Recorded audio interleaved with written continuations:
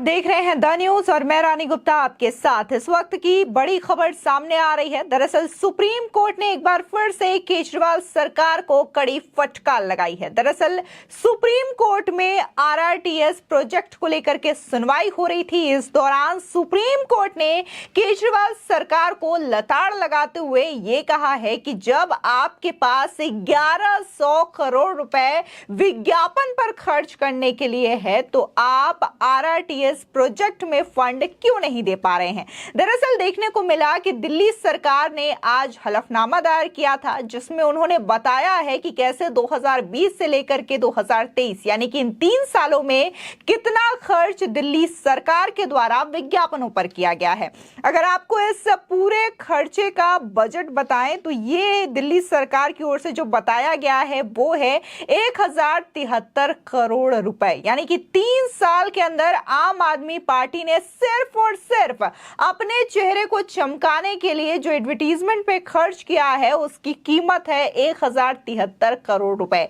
तो वहीं पिछली सुनवाई के दौरान देखने को मिला था कि जब सुप्रीम कोर्ट ने नाखुशी जताई थी आरआरटीएस प्रोजेक्ट को लेकर के और केजरीवाल से यह सवाल पूछा था कि आखिर आपके पास फंड क्यों नहीं है, क्यों ये मेट्रो का कार्य जल्दी से जल्दी नहीं हो पा रहा है, जिस पर केजरीवाल सरकार ने यह कहा था कि हमारे पास फंड नहीं है जिसकी वजह से हम आरआरटीएस प्रोजेक्ट में फंड नहीं दे पा रहे हैं। जिसके बाद सुप्रीम कोर्ट ने यह कहा था कि पिछले 3 सालों में जितना भी खर्च दिल्ली सरकार के द्वारा किया गया है एडवर्टीजमेंट में वो खर्च उन्हें देने पड़ेंगे। जिसके बाद अब दिल्ली सरकार ने बकायदा ये खर्च का पूरा हलफनामा बना करके कोर्ट में पेश किया है। साथ ही कोर्ट ने लताड़ लगाते हुए निर्देश दिया है कि अब दिल्ली सरकार को मेट्रो कार्य के लिए जो फंड है वो भी देना पड़ेगा और 415 करोड़ रुपए केजरीवाल सरकार आरआरटीएस प्रोजेक्ट के लिए देगी, वो भी 2 महीनों के भीतर।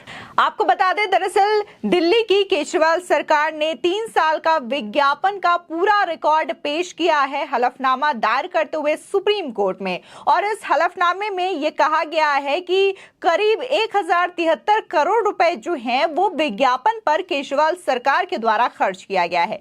जिसके बाद कोर्ट ने केजरीवाल सरकार को कड़ी फटकार लगाई।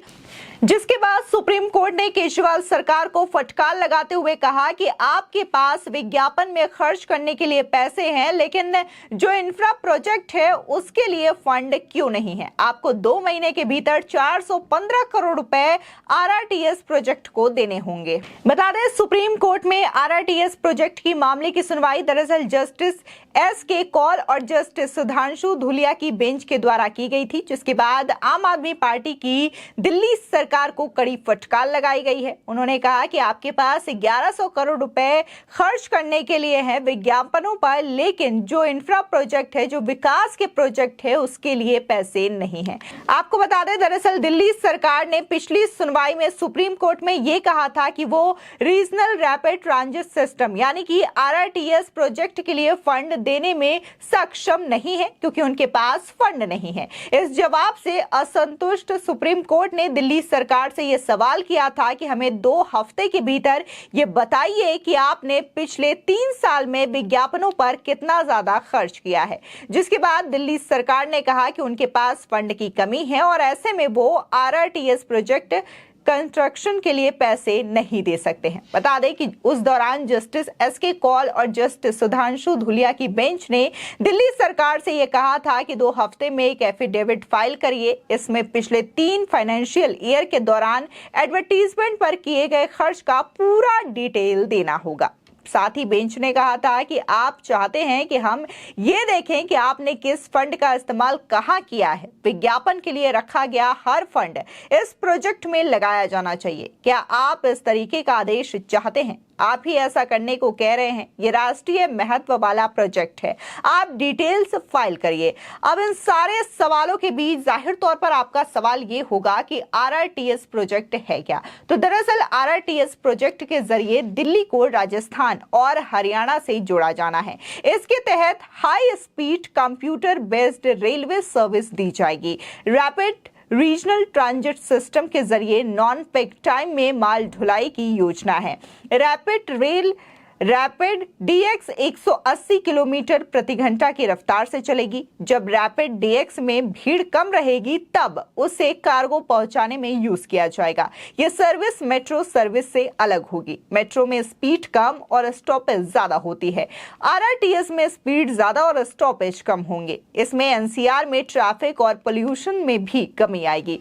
बता दें कि राष्ट्रीय राजधानी क्षेत्र परिवहन निगम यानी कि एनसीआरटीसी के आरआरटीएस के 3 रैपिड रेल कॉरिडोर बनने हैं। इसमें से एक आरआरटीएस दिल्ली गाजियाबाद मेरठ को जोड़ने वाला एक 82.15 किलोमीटर लंबा रेल कॉरिडोर है। इसके पूरा होने के बाद दिल्ली और मेरठ के बीच की दूरी 60 मिनट से कम समय में पूरी हो सकेगी। इस प्रोजेक्ट की अनुमानित लागत $3,749 मिलियन है। ऐसे में ये जो प्रोजेक्ट है वो दिल्ली के अंडर भी आता है और दिल्ली सरकार को भी इसमें फंड देने की बात कही गई थी। लेकिन जिस तरीके से केजरीवाल सरकार जो है सिर्फ और सिर्फ अपने काम का ढिंढोरा पीटने के लिए एडवर्टीजमेंट करती है, जो काम उन्होंने किया भी नहीं होता है। खासकर अगर हम देखें तो दिल्ली सरकार पर सबसे ज्यादा जो सवाल उठते हैं वो उनके एडवर्टीजमेंट पर किए गए खर्च को लेकर के उठते हैं। ऐसे कई सारे एग्जाम्पल है जहां पर दिल्ली में किसी प्रोजेक्ट को लेकर के शुरुआत होनी होती है, लेकिन उस एडवर्टीजमेंट के पीछे इतना पैसा आम आदमी पार्टी की सरकार के द्वारा खर्च किया जाता है जितना पैसा कि उस प्रोजेक्ट में भी नहीं लगता है। और शायद यही चीजें जो है वो आरआरटीएस प्रोजेक्ट के दौरान भी देखने को मिली, जब बेंच ने सीधे तौर पर दिल्ली सरकार को फटकार लगाई और उनसे ये सवाल किया कि आपके पास 3 सालों में विज्ञापन के लिए 1100 करोड़ रुपए खर्च करने के लिए है, लेकिन मेट्रो में फंड देने के लिए पैसे नहीं है और आप ये कहते हैं कि आपके पास फंड नहीं है, फंड की कमी है, फंड देने में आप सक्षम नहीं हैं। इस वजह से सुप्रीम कोर्ट ने फटकार लगाते हुए यह भी दिल्ली सरकार को निर्देश दिया है कि 2 महीने के भीतर केजरीवाल सरकार 415 करोड़ रुपए आरआरटीएस मेट्रो के लिए जमा करेगी, फंड करेगी। फिलहाल जिस तरीके से तमाम नेताओं ने इसको लेकर के पिछले बार सवाल भी उठाया था और उन्होंने ये कहा था कि यह सच्चाई सामने आ ही गई कि अरविंद केजरीवाल जो हैं वो जनता की सेवा से ज्यादा, दिल्ली की सेवा से ज्यादा तरजीह अपने चेहरे को चमकाने में देते हैं, जिसकी वजह से वो करोड़ों रुपए जो है यूं ही जनता के टैक्स के पैसे अपने विज्ञापनों पर बहा देते हैं। लेकिन इसके बावजूद आम आदमी पार्टी जो है वो यही कहती है कि हम तो आम लोग हैं, हम जो वीआईपी ट्रीटमेंट है वो नहीं लेते हैं। लेकिन इसके बावजूद आम आदमी पार्टी के तमाम नेता हैं जो कि लगातार वीआईपी सुविधाएं लेते हैं और इसी के साथ ही करोड़ों रुपए सिर्फ अपने चेहरे को चमकाने के लिए वेस्ट कर देते हैं। बता दें इससे पहले भी लगातार दिल्ली में क्रेडिट को लेकर के भी कई बार टकरार देखने को मिली है, चाहे फिर वो दिल्ली के एलजी वीके सक्सेना के साथ हो या फिर केंद्र सरकार के द्वारा किए गए कामों का क्रेडिट लेने की जो होड़ है आम आदमी पार्टी में वो हर बार देखने को मिलती है। फिलहाल इस खबर को लेकर के आपकी क्या राय है हमारे कमेंट सेक्शन में जरूर बताएं। आगे की और भी अपडेट के लिए चैनल को सब्सक्राइब करना ना भूलें।